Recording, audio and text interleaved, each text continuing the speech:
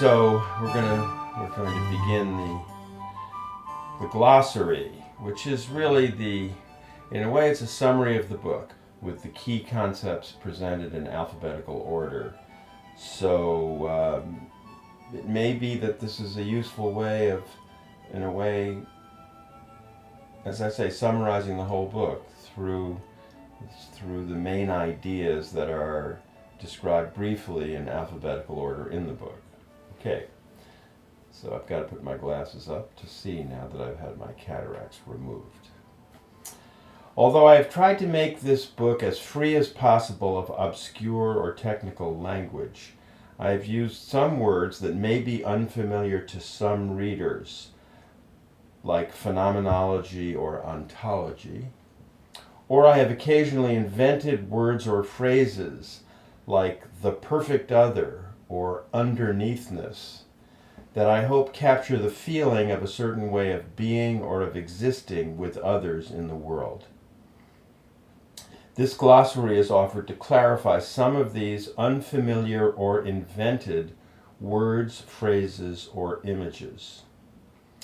So first, the word absence, as in presence haunted by an absence. In moments of authentic social connection, supported by the fullness of mutual recognition, we experience what I often call mutuality of presence, an invisible sense of here-ness with each other that has a unique solidity or groundedness. When we are enveloped in a social milieu of role performances, however, what we experience is precisely an absence of presence, a kind of surfacey and ungrounded emptiness in which we are all pretending to be real without actually being so. This quality of absence haunts the false self, not only in extreme manifestations of artificiality, as in the newscaster of Chapter 2, but within the self of our everyday conditioning, with its conditioned roles and routinized self-manifestations, within the performances of the personality that we each inhabit. So, the newscaster, just to remind you, is haunted by an absence of presence when he talks in this way to you. Or the weatherman says, who would have thought that storm would kick up the way it did?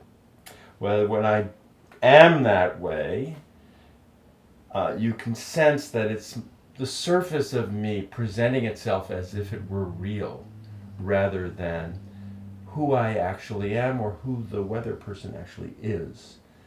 And you can imagine, we can imagine a world in which we were actually able to be present with each other, rather than replicating this circulating artificiality of which the newscaster and the weatherman are the most striking examples of absence of presence pretending to be present. Got that, Brendan? Absolutely. Okay.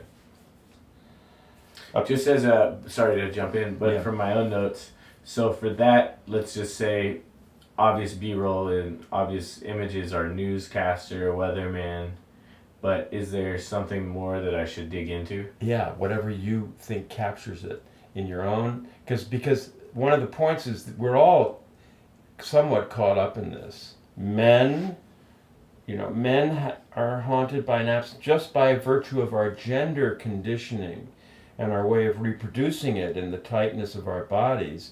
That's all partly an absence of presence, meaning what we're trying to do, let's say, through the women's movement, a long historical struggle, in a way, to the extent that we men are in it, we're trying to relax the bodies that we've held in a certain false posture of presence.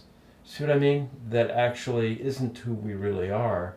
And it's a long process of healing that leads us to eventually return to being more fully present. So you might use the newscaster as an extreme example, or a huge number of images from television, or a commercial, or you might use, if you can, something drawn from everyday life that captures your artistic imagination, where you think that's sort of got it.